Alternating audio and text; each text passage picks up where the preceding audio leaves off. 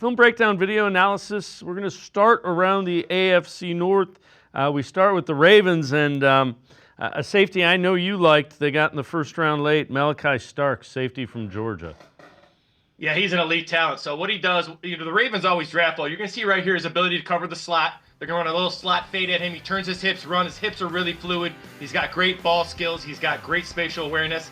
Then he can play down a line of scrimmage. So this is kind of what Delpit does, right? And for them, they have Kyle Hamilton as well. And what I like about these two guys, you're going to see him here, how he comes downhill when he sees the bubble screen. And what I like about Malachi Starks is that he fits the mold. All these guys I'm going to talk about today fit the mold of the Ravens. And they do a really good job of taking guys who would not only have great potential, but also have great production. And then they'll take some flyers in late rounds that are just super productive guys that are my all anti-combine team that just are good football players. Malachi Starks is the guy with Kyle Hamilton.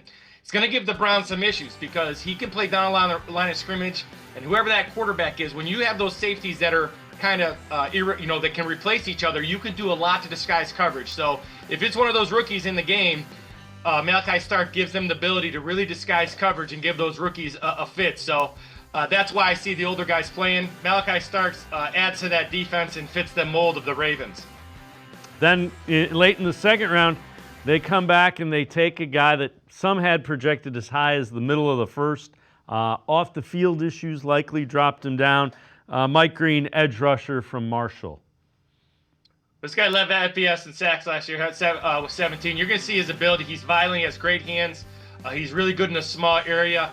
He comes off the edge. He's got tremendous bend. If you can think about what Myles Garrett's wins around the edge, he's got tremendous bend, and he's really violent upon contact. Now, the thing about Mike Green is I had him second on my board to Abdul Carter, and it wasn't that far off. So some of the off-field issues must really concern some teams because athletically, he's as good as it gets.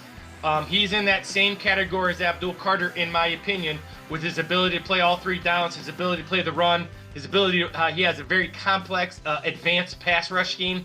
Again, now in this odd front that the Ravens like to block, this is hard for the Browns to block. And now with Owe and a couple of these guys, it usually leaves a one-on-one matchup with those tackles. So the Browns tackles are going to have to play better, especially against the Pittsburgh Steelers and the Ravens, who like to play that odd front and isolate those tackles because of the odd front. So look for Mike Green to have a big year. He's in a great scheme. Their new defense coordinator, Orr, is a guy who's, the Wink Martindale tree. This is going to be an electric guy off the edge, a guy that's going to give the Browns problems if those tackles don't play better. So in round 3, the Ravens come back and they add to the offensive line. They get the offensive tackle from LSU, Emry Jones. Well, we all know about the other tackle, right? But this is, if you watch this whole scheme here, he's such a physical guy. He's a physical, athletic specimen. What I like about him is that he gives you the ability, he can play guard or tackle, he can play left or right side, so he's got great flexibility. And once again, if you see him on this play, how he finishes the play, this is what the Ravens thrive on.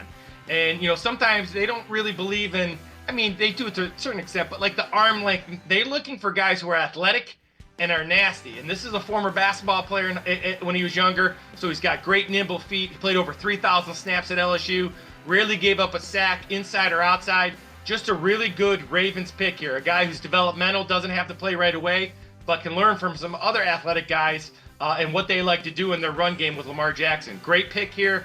Had him much higher on boards than other people did just because of that athletic ability. So round 4, they come back and they go defense again, and they go with a linebacker, Teddy Buchanan, a linebacker from California. Well, what's interesting, you're going to see this guy. So he closes the ground really, really well, right? So he's going to tackle in space. He's a tackling machine. Started off at UC Davis, transferred out to Cal his last year.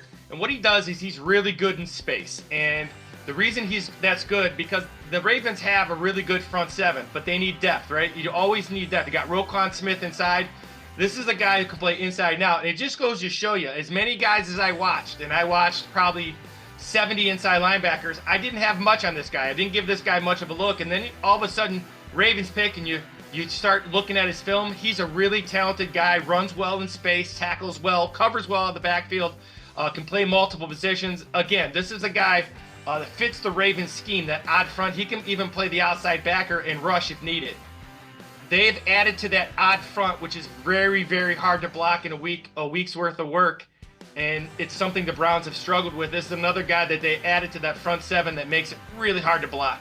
Yeah, and a kind of a recurring theme. So back in the 6th round, they add another guy to that front, Anias Peoples, defensive tackle from Virginia Tech. I know a lot of Browns fans had kind of looked at him and liked what they saw. What do you see when you look at Anias Peoples?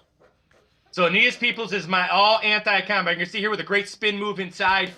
He's relentless in his attack. Now with the defensive line they had, he doesn't have to be an every down guy. He could be a guy comes in, change of pace, rushes the packer. He's great passer. He's great with his hands.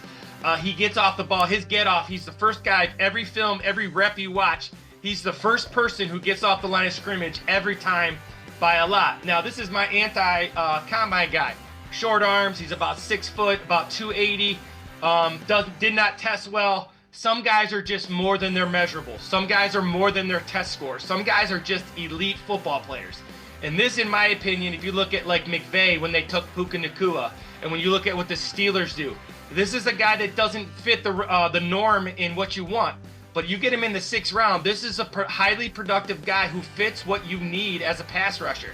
This is what the Ravens do well, and this is why the Ravens and the Steelers and these teams that play great defense have such good defenses. They have great depth, and they build that depth in later rounds with guys who are football players. This is, like I said, this is not a combine guy. This is a football player who's very, very good on film. What you see here is what he does every game against every opponent in a very good league.